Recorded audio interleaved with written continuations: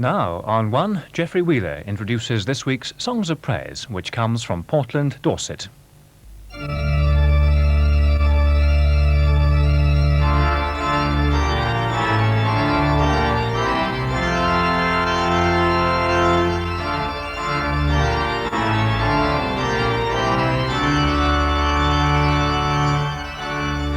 If I'd come here 150 years ago, I'd have had to walk along this beach to get to Portland.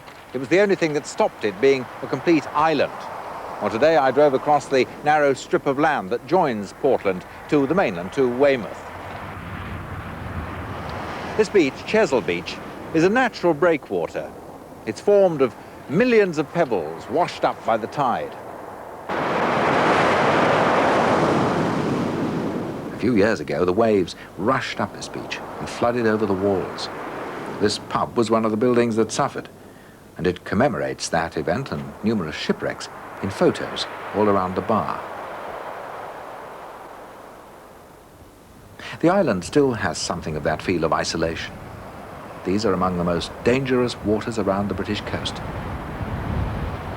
In olden days, few strangers ventured here. The locals had a name for them: Kimberlins. They say you must trace your roots here back for 3 generations before you can really say that you belong. Today, about 12,000 people live on the island, most of them Kimberlins.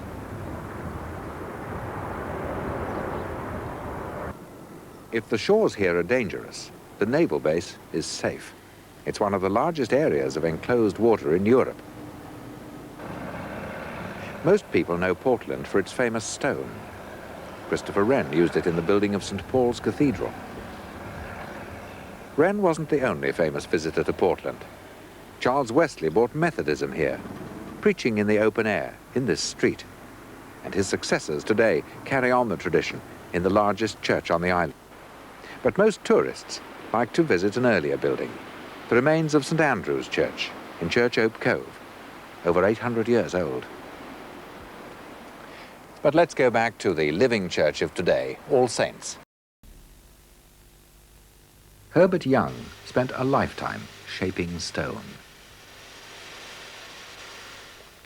Tell you what, my dear, this is the kind of thing that I used to do years ago. To be a Portland stonemason is something that's to be very proud of, because some of our greatest buildings have come from here, from this island.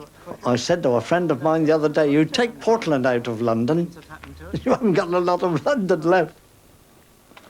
You could bring a stranger to Portland, and they either love it or they detest it. It's all according to how you view it. To me, Portland is given of itself to beautify other places. I don't find my retirement lagging or pulling me down at all. I wasn't one of those men that came home and lamented over the fact that I had no job to go to. I could find plenty to do.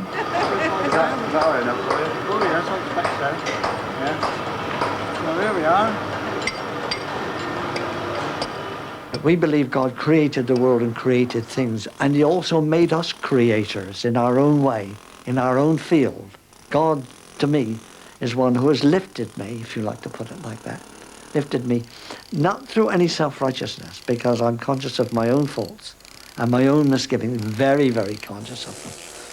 And a man who hasn't got faults and mistakes, or if he's not willing to recognize them, then you've got to be careful of that person. I find God through my music, through the abilities, such as it is, not much, but what a talent I've had in my industry, in my work, in my contact, and with my music. I find God through that speaking to me.